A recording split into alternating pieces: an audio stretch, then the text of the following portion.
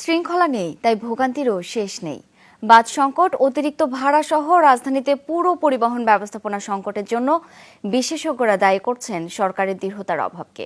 আর মালিক শ্রমিক সংগঠনগুলোর দায়িত্ব আছেই। সংকট সমাধানে গোটা পরিবহন ব্যবস্থাকে এক ছাতার নিচে আনার পরামর্শ তাদের। এতে সায় আছে মালিকদেরও। আলমগীর স্বপনের রিপোর্ট। গণপরিবহন যে কোনো শহরের যাত্রী চলাচলের প্রধান বাহন। রাজধানী ঢাকারও প্রধান ভরসা ছোট বড় বাস, কিন্তু বিশৃঙ্খলা, অনিয়ম আর অব্যবস্থাপনায় দুর্ভোগের শেষ নেই যাত্রীদের।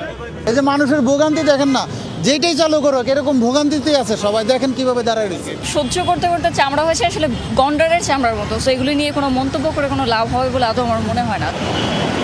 প্রায় 2 কোটি মানুষের ঢাকা শহরে প্রতিদিন বাস চলাচল করে 5.5 থেকে 6 হাজার, অথচ মাত্র 3.5 বাস দিয়েই যাত্রী চাহিদা মেটাচ্ছে 2.25 কোটি মানুষের শহর ভারতের মুম্বাই। মুম্বাইতে আছে 3.5 বাস। সে 3.5 বাস দিয়ে যে প্যাসেঞ্জার ক্যারি করে, আমার 5.5 বাস তার অর্ধেক প্যাসেঞ্জার ক্যারি করে। যাত্রীরা লুজার, তার স্পিড কম, ভাড়া বেশি, যেতে পারছে না। বাস কোম্পানিরা লুজার, তার বাস 2 বছরের মাথায় লাইফ শেষ হয়ে যাচ্ছে। গণপরিবহন ব্যবস্থাপনায় কেন পিছিয়ে ঢাকা? বিশেষজ্ঞরা বলছেন, সিদ্ধান্ত বাস্তবায়নে মালিক শ্রমিক সংগঠনের সাথে সরকারের আপোষ এর বড় কারণ।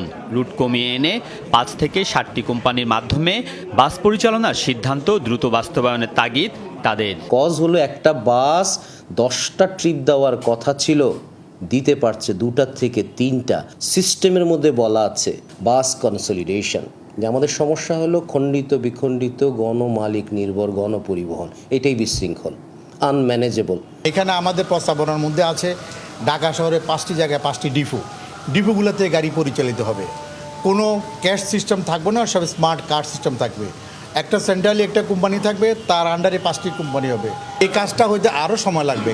ব্যবস্থাপনার ঘাটতি দূর না করে নতুন বাস নামানোর সিদ্ধান্তের বিরোধিতাও করছেন বিশেষজ্ঞরা। আপনার অতিরিক্ত বাসও কিন্তু আপনার জন্য ক্ষতিকর।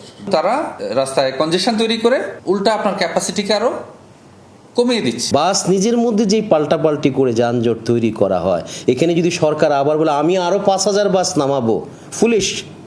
ঢাকা পরিবহন সমন্বয় কর্তৃপক্ষ ডিটিসিএ জানিয়েছে, গণপরিবহন ব্যবস্থাপনায় শৃঙ্খলা আনতে নেওয়া হচ্ছে নানা উদ্যোগ। আমাদের এখানে 196টা রোড আছে, এইগুলি তো আমাদের আরও সমস্যা তৈরি করছে। এই রোড ব্যবস্থাপনাটা কমিয়ে এনে একটা শৃঙ্খলার মধ্যে আমরা নিয়ে আসতে চাই। ডিটিসি আশা করে বাস rapid transit, expressway, metro rail প্রকল্প বাস্তবায়ন হলে সংকট কমে আসবে। আলমগীর স্বপন, যমুনা নিউজ, ঢাকা।